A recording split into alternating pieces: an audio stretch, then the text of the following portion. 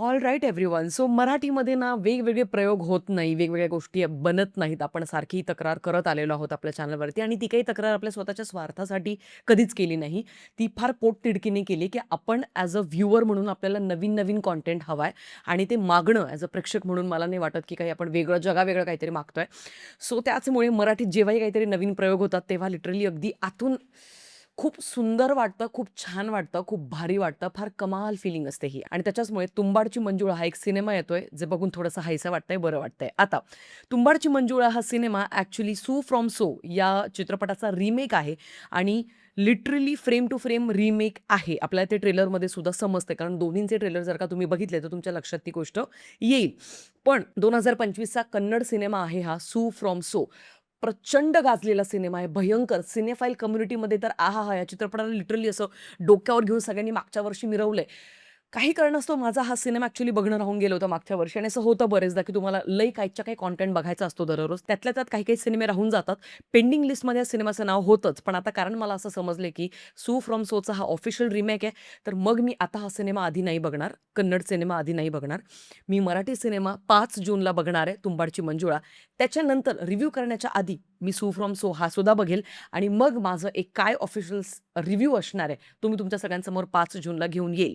आता सू from so हा जो सिनेमा आहे, हा अजून सुद्धा लोकं लिटरली त्या सिनेमाचं कौतुक करतात. इतका तो बाप लेव्हलचा सिनेमा होता. त्याच्यामुळे अर्थातच तो सिनेमा जर का मी आधी बघितला आणि मग मी मराठी बघितलं, तर मला मराठी नाहीच आवडणार आहे. हे मला माहिती आहे. नाहीच आवडणार.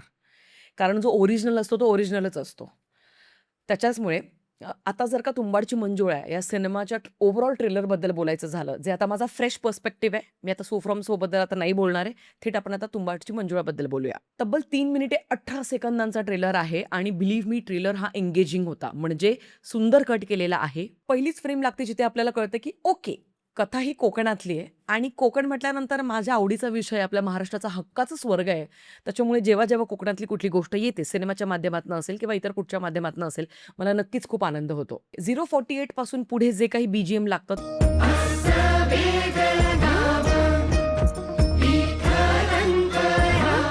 ते ॲक्चुअली ट्रेलरला खूप जास्त इंटरेस्टिंग बनवतं आणि अख्खा ट्रेलर बघण्याकरता आपला जो इंटरेस्ट आहे तो डेफिनेटली वाढवतो. हां, आता इथे 059 ला ही जी आपल्याला बया दिसली, फ्रँकली सांगते, आपण मराठी सिनेमाचं कंपॅरिझन इतर कुठल्या सृष्टीतल्या सिनेमांसोबत नाही करू शकत ऑफिशियली हे मी वारंवार सांगून झालंय. त्यामुळे मराठीतला सिनेमा आला की मराठीतल्याच सिनेमासोबत कंपॅरिझन करायचं. त्यातल्या त्यात त्याच्याचमुळे इथलं मेकअप डिपार्टमेंटचं काम, कॉस्ट्यूम-बिस्ट्यूमचं काम, रात्रीतला हा शॉट ॲक्चुअली बाप झालेला वाटतोय. आता मला ना 1:05 ला ही जी मूर्ती देवताची दाखवलेली आहे, ही फ्रेम बघा अत्यंत सुंदर. म्हणजे डोळ्यांना नेत्रसुख मिळणं काय असतं ना, ते आपल्याला ही फ्रेम पाहिल्यानंतर समजतं. इतकं सुंदर लाइटिंग झालंय, इतकं सुंदर कलर ग्रेडिंग झालंय या पर्टिक्युलर फ्रेमकरता. ही काळभैरव देवताची मूर्ती आहे का? जर कोकणातली काही मंडळी हा व्हिडिओ आता बघत असतील, तर प्लीज मला कमेंट सेक्शनमध्ये कळवा. कारण याच्यानंतर ना, होय महाराज म्हणून एक जय-जयकार किंवा देवाकडे साकडं घालण्याची जी पद्धत आहे कोकणात, तर ती पण काही वाक्य लावली जातात. तर मग ही मूर्ती काळभैरवाची आहे का? हे मला तुम्हाला सगळ्यांना विचारायचं आहे. तर कमेंट सेक्शनमध्ये तुम्ही मला सांगू शकता. हे सगळं काही भारी सुरू असतानाच ट्रेलरमध्ये 1:20 ला ना हे एक टिपिकल बीजीएम वाजतं. म्हणजे या बीजीएमने लिटरली तो ग्राफ असा डायरेक्ट टुणकन खाली येऊन जातो. हे टिपिकल टीव्ही मालिकेतलं म्युझिक आहे. जेव्हा तुम्हाला काहीतरी कॉमेडी ओढून ताणून काहीतरी क्रिएट करायची असते तेव्हा. काय हे समजत नाही यार. म्हणजे बीजीएम हे ॲक्चुअली खूप इम्पोर्टंट फॅक्टर असतं कुठच्याही फिल्मकरता, specially when it comes to horror comedy जॉनरातली फिल्म. पण कॉमेडी करता इतकं टिपिकल म्युझिक घेणं ते पण म्हणजे तिथे कुठेतरी असा थोडाफार हिरमोड नक्कीच होतो. बाकी 1:36 ला मकरंद अनासपुरे यांच्याकडनं हा मुंजाडची तंबुळा हं? तुंबाडची मंजुळा हा एक पंच ॲक्चुअली भारी होता. म्हणजे हा वर्क करतो. जेव्हा तुम्ही फर्स्ट टाईम ट्रेलर बघता तेव्हा. आणि मग 2:19 ला सई ताम्हणकरची एंट्री होते आणि हे सुंदर बीजीएम वाजतं.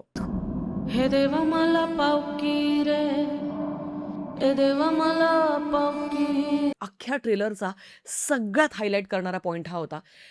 इथे आपल्याला थोडंसं इंटेन्स झोनमध्ये काहीतरी एक बॅक स्टोरी कुठेतरी आपल्याला दाखवली जाणार आहे सई ताम्हणकर आणि त्या सगळ्या गोष्टींची. तर तिथे आपल्याला हा ट्रेलर घेऊन जातो आणि मग या चित्रपटातली जी डेप्थ आहे ती आपल्याला समजते.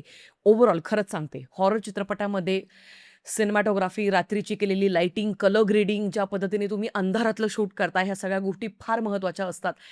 तिथे टिपिकल काम अजिबात चालत नाही, कॉम्प्रोमाईज अजिबात चालत नाही. तो हॉरर एलिमेंट अजून जास्त भयानक दिसण्यासाठी आपल्याला कलर ग्रेडिंग, सिनेमॅटोग्राफी आणि लाइटिंग या 3 डिपार्टमेंट्समध्ये लई बाप व्हावं लागतं आणि या चित्रपटाच्या ट्रेलरमध्ये ॲक्चुअली या सगळ्या गोष्टी जुळून आलेल्या आहेत.